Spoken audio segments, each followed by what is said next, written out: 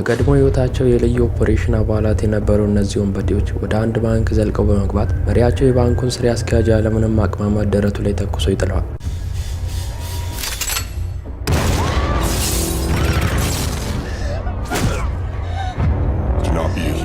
We're here for the bank's money, not yours. We have a robbery homicide.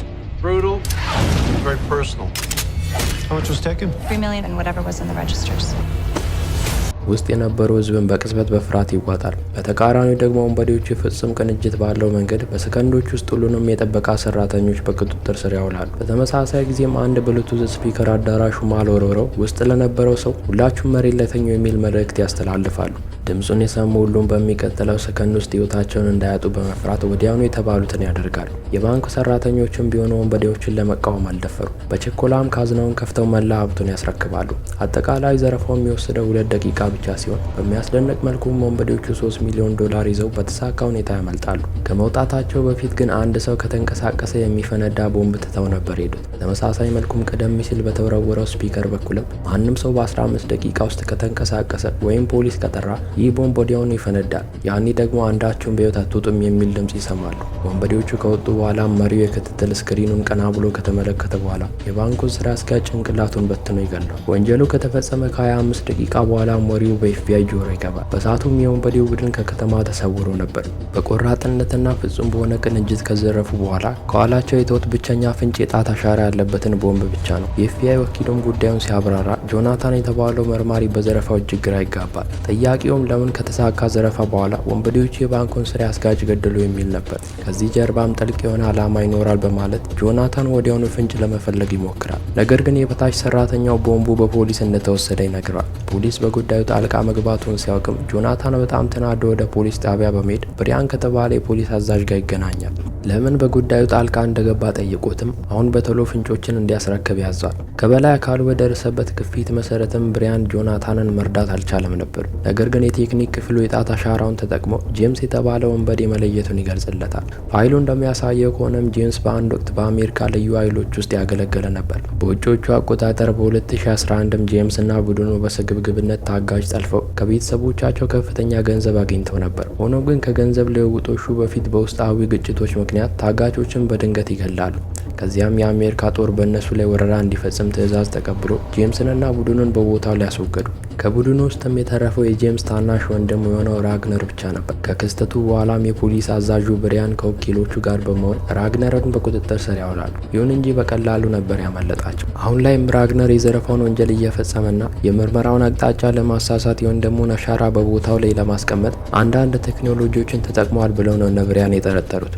ነገር ግን በዚህ ቅጽበት አዲሱ የኤፍቢአይ ወኪል የሆነ ዊሊስ የተባለው ሰው አዲስ ዜና ይዞለት ይመጣል። እሱም ባንኩ በተዘረፈበት ጊዜ ራግነር በተመሳሳይ ሰዓት በአንድ ሱቅ ውስጥ ግብይት እየፈጸመ ነበር። ይህም ወንጀሉን እሱ ፈጽሞታል የሚለውን ጥርጣሬ የሚቀንስ ነበር። በዚህ ጊዜም ጆናታን የወንበዴዎችን እንከን የለሽ ቅንጅት በጥልቀት በማሰላሰል እነዚያ ሰዎች ከልዩ ኦፕሬሽን ወኪል የማይተናነስ ችሎታና ቅልጥፍና እያላቸው ታዲያ ለምን የጣት አሻራ እንደመተው ያለ የሞኝ ስህተት ይፈጽማሉ የሚል ጥያቄ ይፈጥራል። ይህም ደግሞ ግልጽ የሆነ ምክንያት አለው። የፖሊሶችን አቅጣጫ ለመቀየር በሚል ድምዳሜ ላይ ይደርሳል። በዚህ ግራ መጋባት ማለም ወንበዴዎቹ ስራቸውን አላቆሙም ነበር። ሌላ ባንክ ኢላማ በማድረግ ዘረፋቸውን ይቀጥላሉ። የባንኩን ስራ አስኪያጅን በፍጥነት በቁጥጥር ስር ካወዱ በኋላ በሚስቱና በሴት ልጁ ህይወት በማስፈራራት ትዕዛዛቸውን እንዲከተል ያስገድዱታል።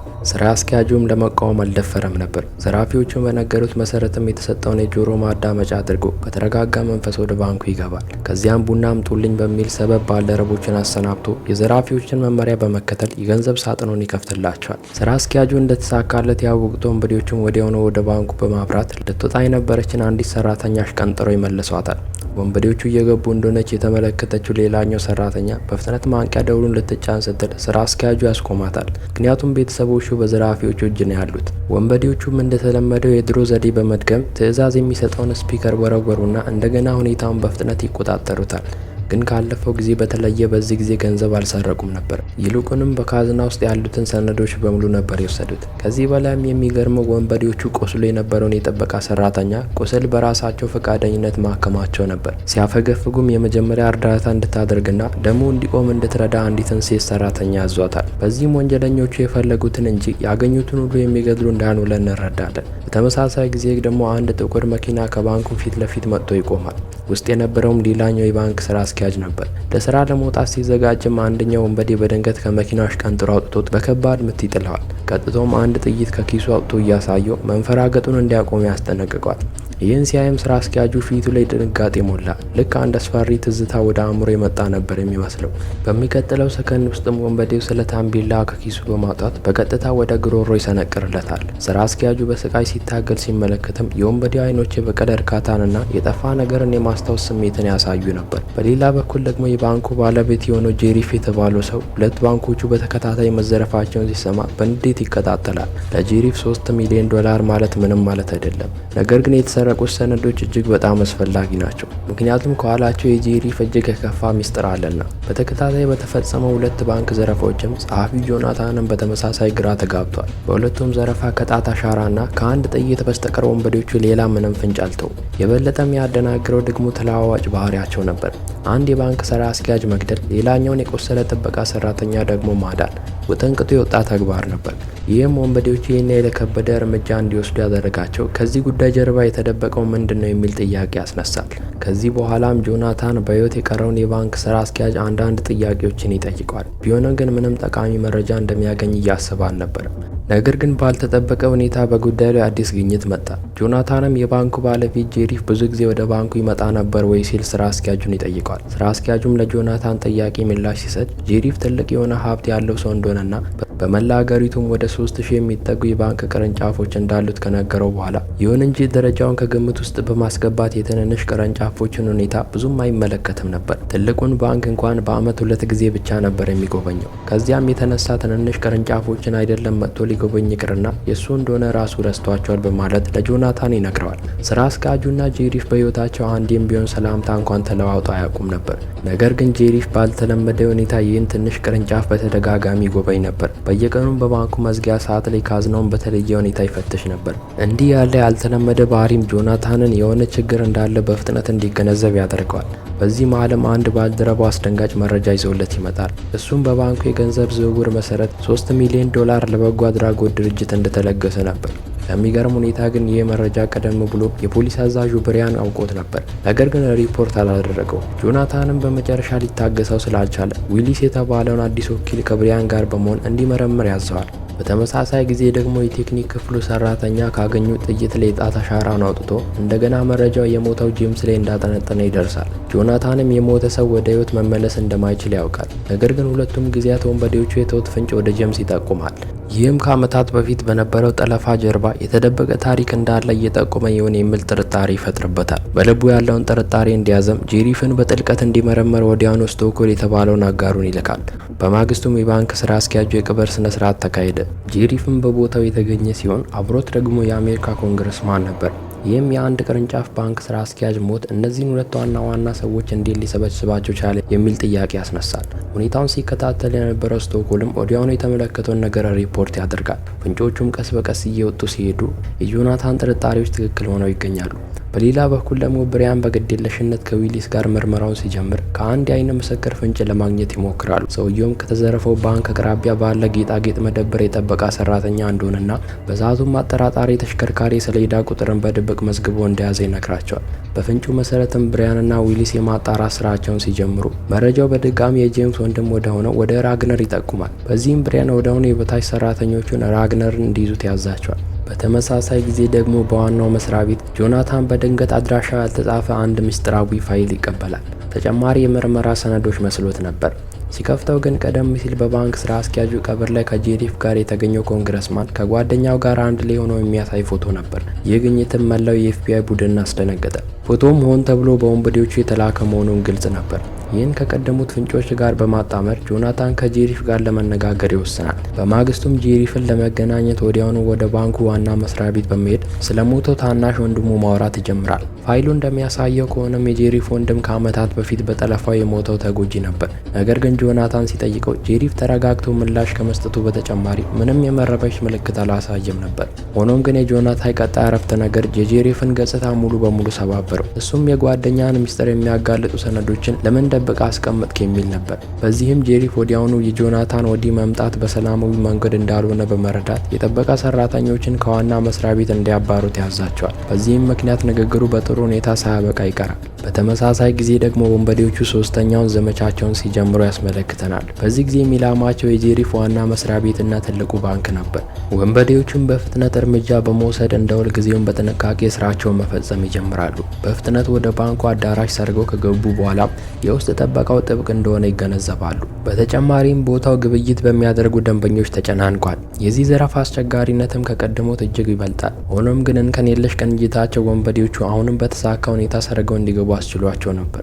ወደ ህንፃው ማዕከላዊ ቦታ ለመግባት ኬብሎችን እየተጠቀሙ ሳለም ከጆናታን ጋር ፊት ለፊት ይገናኛሉ። ወዲያውም ቦታው በጩኸትና በብጥብጥ ይሞላል። ወንበዴዎችም ይህን አጋጣሚ ተጠቅመው አንድ የጥበቃ ሰራተኛ እንደታጋች አድርገው ይይዛሉ። ጄሪፍም በጩኸቱ ተስቦ ወደ ቦታው ሲመጣ እሱን የተመለከቱ ወንበዴዎች ወዲያውኑ በገዳይነት ስሜት ተሞልቶ በያዙ ሽጉጥ ተክሶ የጠበቀውን ሰራተኛ ይገሉታል። ጆናታንም አጋጣሚውን ተጠቅሞ መልሶ በመተኮስ አንዱ ዘራፊ ይመታዋል። በዚህም የተኩስ ልውውጡ በይፋ ተጀመረ። በሰዓቱም ሁሉም የተመታው ወንበዴ ሞቷል ብሎ ነበር ያሰቡት። ባልተጠበቀ ሁኔታ ግን ሌላኛው የጥበቃ ሰራተኛ ከአንደኛው ወንበዴ ጋር እየታገለ ሳለ ሞቷል የተባለው ዘራፊ በድንገት ተነስቶ እርምጃ መውሰድ ይጀምራል። ጉዳዩ አደገኛ መሆኑን የተገነዘበው ጆናታንም ጄሪፍን መጀመሪያ እንዲያፈገፍግ ማድረግ ነበረበት። በፍጥነትም ወደ ደህና ቦታ ካዘዋወረው በኋላ ሁኔታውን ለመቆጣጠር በድጋሚ ይመለሳል። ከቆሰለው የጥበቃ ሰራተኛ ጋር በመሆን ጆናታን ከከበባው ለመውጣት መታገሉን ተያያዘው። በዚህ ጊዜ ግን ወንበዴዎቹ ፍጹም የበላይነትን አግኝተው ስለነበረ ወዲያውኑ እነ ጆናታንን ማሳደዳቸውን ተያያዙት።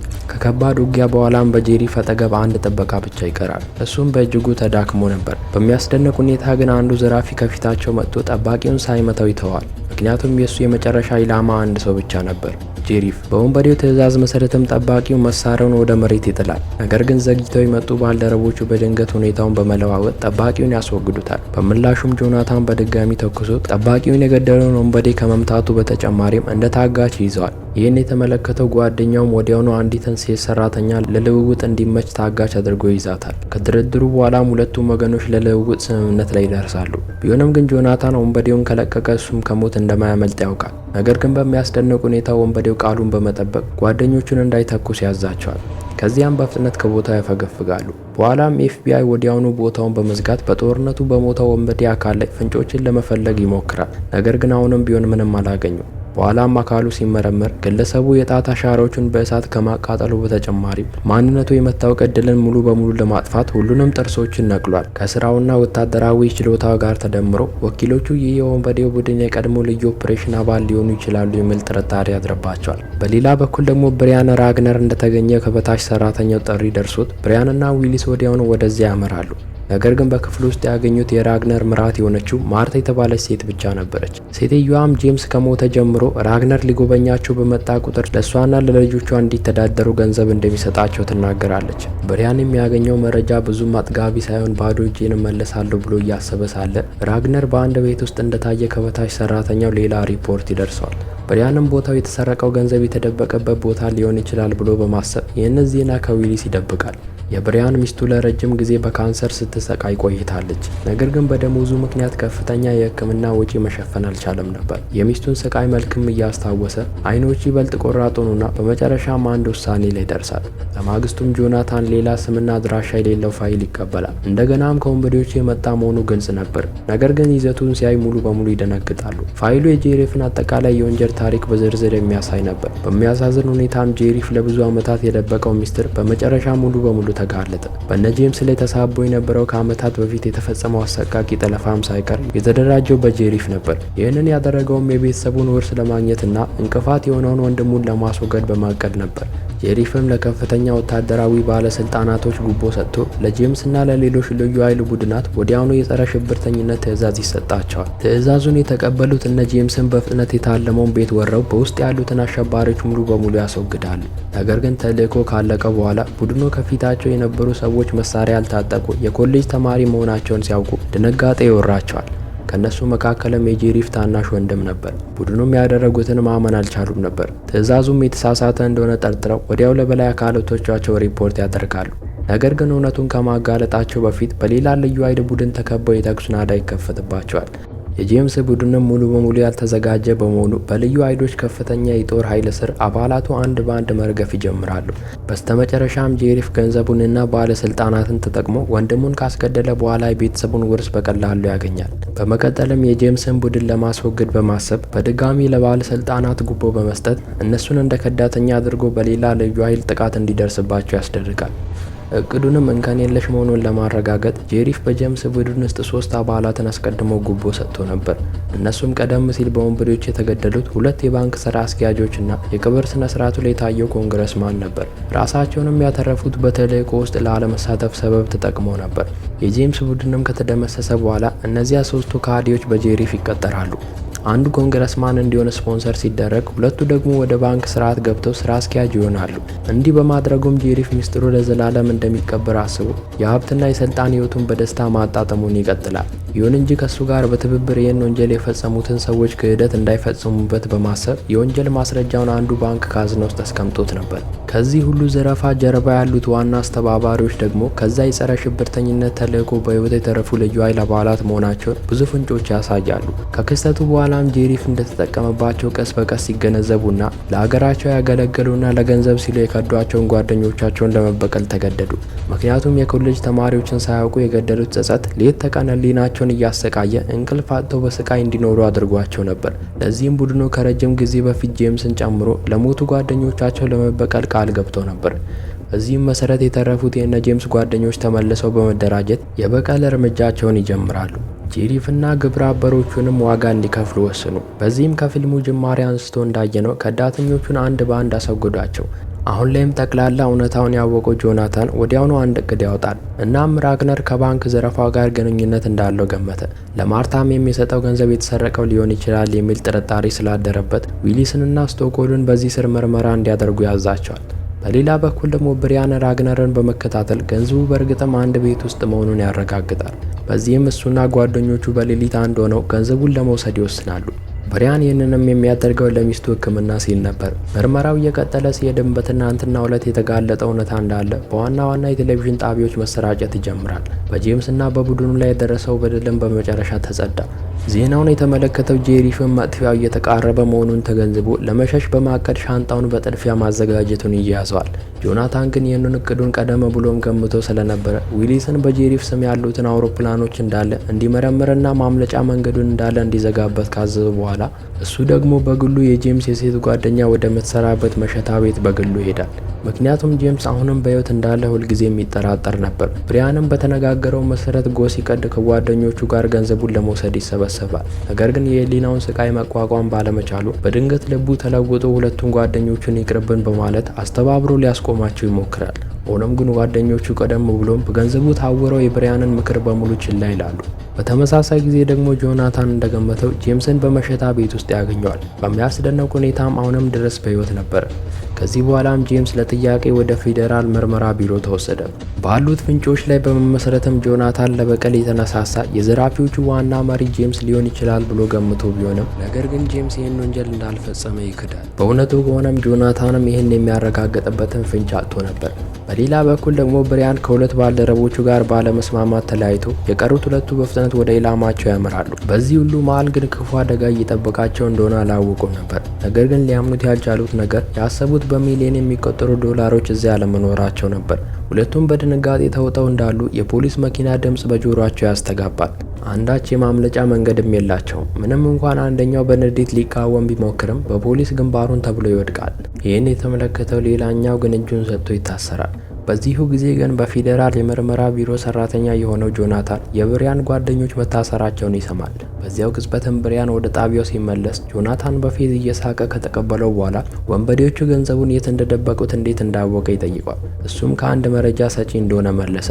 መረጃ ለመስጠት በተደጋጋሚ እምቢተኛ ከሆነው ብሪያን ጋርም እየተጨቃጨቀ ጆናታን በንዴት ለምን ይህን መረጃ በድጋሚ እንደደበቀው ይጠይቀዋል። ብሪያንም መልሶ ከሱ ጋር እንዲሰራ የላከው ዊሊስም ይህን ፍንጭ ያውቃል በማለት ክው ያደርገዋል። ይህን ሲሰማም ጆናታን ደንዝዞ ዝም አለ። ምክንያቱም ከበታች ሰራተኛው ይህንን ፈጽሞ አልጠበቅም ነበር። የሆነ ችግር እንዳለ የተገነዘበው ጆናታንም ወዲያውኑ የዊሊስን ፋይል አጣራ። ፋይሉ እንደሚያሳየው ከሆነም ጄሪፍ በተጠቀመባቸው ተመሳሳይ የጦር ኃይሎች ልዩ ኦፕሬሽን ክፍል ውስጥ አገልግሏል። ከዚያ በኋላም ስራው በድንገት ከልዩ ኃይል ወደ ኤፍቢአይ ወኪልነት ተቀየረ። በዚህ ጊዜም ጆናታን ወዲያውኑ ዊሊስ የትናንቱን እውነታ ቀደም ብሎ እንደሚያውቅና ሆን ብሎ ስልጣኑን ተጠቅሞ ለወንበዴዎቹ ፍንጭ እንደሰጠ ተገነዘበ። ዓላማውም ጄሪፍን ለመበቀል ነበር። ስለዚህም ዊሊስ እውነተኛ ዋና ወንበዴ ነው። በዚህም እውነቱ በስተመጨረሻ ተጋለጠ። ዊሊስን ያመነው ስቶኮል ግን ነገርየው ምንም ሳያውቅ አሁንም ከዊሊስ ጋር እየሰራ ነበር። ጆናታን ወዲያውኑ ዊሊስን እንዲፈልጉ ሲያዝ በደርዘን የሚቆጠሩ የፖሊስ መኪኖች በፍጥነት ተነሱ። በሌላ በኩል ደግሞ ስቶኮልም ጄሪፍ ያለበትን ቦታ አግኝቶት ከዊሊስ ጋር በመሆን ሁለቱም ወዲያውኑ ጄሪፍን ለመያዝ ይነሳሉ። ነገር ግን በጣም ዘግይተዋል። ጄሪፍ በሄሊኮፕተር ቀደም ሲልም አምልጦ ነበር። የበቀል እቅዱን ለማሳካት ተቃርቦ የነበረው ዊሊስም ስሜቱን መቆጣጠር ስላልቻለ ሄሊኮፕተሩን ለመምታት በመሞከር በንዴት ወደ ላይ ይተኩሳል። ይህ ድርጊትም ወዲያውኑ ስቶኮልን አስደነገጠ። ልክ ሙከራውንም እንደጨረሰ ሌሎች ወንበዴዎች በድንገት ጠመንጃ ይዘው ወደ ጣሪያው ብቅ ይላሉ። በዚህም ስቶኮል አሁን ዊሊስ እውነተኛ ዋና አስተባባሪ መሆኑን ይገነዘባል። ምንም እንኳን በወንበዴዎቹ ተከቦ የማሸነፍ እድል እንደሌለው ቢያቅም ሁሉንም ሊጠላቸው የተቻለውን ያህል መሞከሩን ግን አላቆመም ነበር። በዙሪያ ያሉትን ወንበዴዎች ከመታቸው በኋላም ዋና አስተባባሪውን መሬት ላይ ይጥለዋል። በመታለሉም እጅግ ተናዶ በዊሊስ ላይ ከባድ ቡጢዎችን ማሳረፉን ተያያዘው። ይህን ሲመለከቱም የዊሊስ ጓዶች ወዲያውኑ ጠመንጃቸውን ተጠቅመው ስቶኮልን መጥተው ይጥሉታል። በተመሳሳይ ጊዜ ደግሞ በደርዘን የሚቆጠሩ የፖሊስ መኪኖች ወደ ቦታው ይደርሳል። ጆናታንም በፍጥነት ሽጉጡን ይዞ ወደ ጣሪያው ሮጦ ይሄዳል። ነገር ግን አሁንም አንድ እርምጃ ዘግይቶ ነበር። በጣሪያው ላይ ቀርበው የቆሰለው ስቶኮል ብቻ ነበር። ዊሊስና ግብረ አበሮቹ ቀደም ሲልም አምልጠዋል። ከዚህ ክስተት በኋላም ብሪያን ሙሉ በሙሉ በጸጸት ስሜት ተውጦ በአንድ ወቅት በዊሊስ መኪና ውስጥ ካርታ አይቶ ስለነበረ ያን እያስታወሰ ዊሊስ ወደሚገኝበት ቦታ ያመራል። በዚህ ቅጽበትም ዊሊስ የተዘረፈውን ገንዘብ እያዘዋወረ ሳለ ብሪያንን ይመለከተዋል። በፍጥነትም ሽጉጡን መዞ እንዲሄድ አስጠነቀቀው። ነገር ግን ብሪያን ሚስቱ ብዙም የመትረፍ እድል እንደሌላ ስላወቀ በእጅጉ ተሰብሮ ነበር። የሰራው ስህተትም ወደዚህ ውጤት እንዳመራው ያምናል። አሁን የሚስቱን ሞት ለማካካስና የፖሊስነት ግዴታውን ለመወጣት ብቻ ይፈልጋል። ብሪያን ሳይንቀሳቀስ መቆየቱን ሲመለከት ዊሊስ በስተመጨረሻ ቃታውን ስቦ ገደለው። ሆኖም ግን ለአፍታ ማሰላሰል በኋላ ቢያንስ ለአስክሬኑ ክብር ሲል ብሪያን ያለበትን ቦታ ለፖሊስ ሪፖርት ተደርጎ ጄሪፍን ማሳደዱን ቀጠለ። ጆናታንም ፍለጋውን ባለማቋረጡ በስተመጨረሻ ከጥቂት ወራት በኋላ በሜክሲኮ የጄሪፍን አድራሻ አገኘ። ነገር ግን ቀደም ብሎም ዊሊስ እዚያ እንደሚገኝ እርግጠኛ ስለነበረ ብቻውን ለመሄድ ይወስናል። ዳግም ሲገናኙም ጆናታን ዊሊስን በአግራሞት ሲመለከተው ዊሊስ ለጆናታን አንዳች ነገር ሳይደብቅ ለረጅም ጊዜ ያሰቃየውን እውነታ ይናዘዛል። ዊሊስ እነ ጄምስን እንዲያጠፉ ከተላኩ ልዩ ኃይል አባላት መካከል አንዱ ነበር። በዚህ ዓመትም የተፈጸሙት የተሳሳቱ ግድያዎች እንደ ቅዠት በየሰከንዱ እያሰቃዩት ነበር። ምንም እንኳን ተልእኮ ከመጀመሩ በፊት የሆነ ችግር እንዳለ ተሰምቶት ቢሆንም ነገር ግን ወታደር ግዴታው ትዕዛዝን መቀበል ነው በሚል እምነት የተባለውን እንዳለ አደረገ። ሆኖም ተልእኮ እያጠናቀቀ ሲሄድ በልቡ ያለው ጭንቀት እየጠነከረ ይሄዳል። ውስጥ የነበሩትን ወታደሮች እንዳለ ጨርሰው ጄምስ ብቻ ሲቀርና በአይኖቹ ውስጥ ያለውን ግራ መጋባትና አስፈሪነት ሲመለከት ጥርጣሬው ላይ ሙሉ በሙሉ እርግጠኛ ይሆናል። በሚያሳዝን ሁኔታም እነሱም በአዛዦቻቸው ተታለው የተሳሳቱ ሰዎችን ነበር የገደሉት። በኋላም እውነታውን ሲያውቁ እሱና ጓደኞቹ ጄምስን እንደገደሉ አስመስለው በሕይወት ያስመልጡታል። ቢሆንም ግን ጄምስ ከዚያን ጊዜ ጀምሮ ጄምስ የሚለውን ማንነቱን አጥቶ ነበር። ለሀገሩ ራሱን አሳልፎ የሰጠው ወታደር አሁን በሰው ጥላ ውስጥ ለመደበቅ የተገደደ ወንጀለኛ ነው። ዊሊስና ጓደኞቹ ደግሞ ቀንና ሌሊት በጸጸት ይሰቃያሉ። ይህ ሁሉ አሳዛኝ ሁኔታ የተነሳውም ከጄሪፍ አሰቃቂ የስልጣን ሽኩቻና የገንዘብ ጥማት የተነሳ ነው። ስለዚህም መበቀል እንዳለባቸው ወሰኑ። ጆናታንም ጥያቄውን በመቀጠል ታዲያ በግፍ ስለሞቱ ንጹሃን ምን ትላለህ በማለት ይጠይቀዋል። ዊሊስም የጥበቃ ሰራተኞችን መግደል የእሱ ዓላማ እንዳልነበረና በዚያ ጊዜ በተፈጠረ አስቸጋሪ ሁኔታ የተወሰነ ውሳኔ እንደሆነ ይመልስለታል። ይህን ምላሽ ሲመልስም የተደናገጠውን የዊሊስን ፊት ገጽታ የተመለከተው ጆናታን ይህ በፍትህ ሽፋን የተወሰደ የበቀል እርምጃ ነው በማለት ይደመድማል። ይሁን እንጂ ከዚህ በመቀጠል ሁለቱም ጄሪፍን ለመግደል ስምምነት ላይ ይደርሳሉ። በኋላም ጆናታን ለሉዊስ አንድ ጊዜ አምኜህ ነበር፣ አንተም ከዳኸኝ፣ ዳግም አምና ያለው እንድጸጸት አታደርገኝ ብሎ ከተናገረ በኋላ በቀጥታ ወደ ጄሪፍ ያመራል። ጄሪፍም ጆናታንን በመመልከቱ ጨርሶ አልደነገጠም ነበር። በተቃራኒው አሁንም በሚያስደንቅ ሁኔታ ትዕቢተኝነቱን እንደቀጠለ ነበር። ለሀገራቸው ራስ ራሳቸውን የሰጡ የጦር ወታደሮች በእጁ ተታለው በግፍ ሲሞቱ፣ አስተባባሪ ግን በውጭ ሀገር አለሙን ይቀጫል። አሁን ላይ ግን ምስኪኑ ጄሪፍ እየመጣበት ያለበትን ጉድ አላወቀም ነበር። ምንም እንኳን ወደ ሜክሲኮ በመምጣቱ ደህንነቱን እንደሚጠብቅ አስቡ ቢሆንም ጆናታን ግን እንደሚገድለው ማስፈራራቱን ተያያዘው። ጄሪፍ ግን አንድ የጸጉሬ ዘለላ ብትነካ በዙሪያ ያሉ ጋርዶች ብትንትንን ያወጣሉ በማለት መልሶ ሊዝትበት ይሞክራል። ይሁን እንጂ ጆናታን ምንም ግድ አልሰጠውም ነበር። ቦታውን ካረጋገጠ በኋላም ጄሪፍ በስተመጨረሻ ለወንጀሎቹ እንዳለ መክፈል እንዳለበት ወስኖ ደረቱ ላይ በስለት ወቅቶ ይገለዋል። ይህን የተመለከቱ በዙሪያ ያሉ ሰዎች እንዳለ በፍርሃት ሸሹ። የጄሪፍ ጠባቂ አለቃው መጎዳቱን ሲመለከት ወዲያውኑ ሽጉጡን አውጥቶ ሊተኩስ ሲል እሱም በዊሊስ ታይቶ በፍጥነት ተመታ። ነገር ግን ወዲያውኑ ጆናታን ሽጉጡን መዞ ወደ ዊሊስ ይደቅናል። ምንም እንኳን አሁን ላይም ዊሊስ በቀሉን እንዳገኘ ቢያስብም ቀደም ሲልም ንጹሃን ወታደሮችን ገሎ ይቅር የማይባል ኃጢአቶችን መፈጸሙ ምንም ረፍት አልሰጠውም ነበር። ሁለቱም ለጥቂት ደቂቃ ከተፋጠጡ በኋላ ዊሊስ በስተመጨረሻ ዕጣ ፋንታውን በጆናታን እጅ ላይ ጥሎ ሽጉጡን ዝቅ አድርጎ ከቤቱ ሲወጣ እያስመለከተን የዛሬው ታሪካችን ይጠናቀቃል።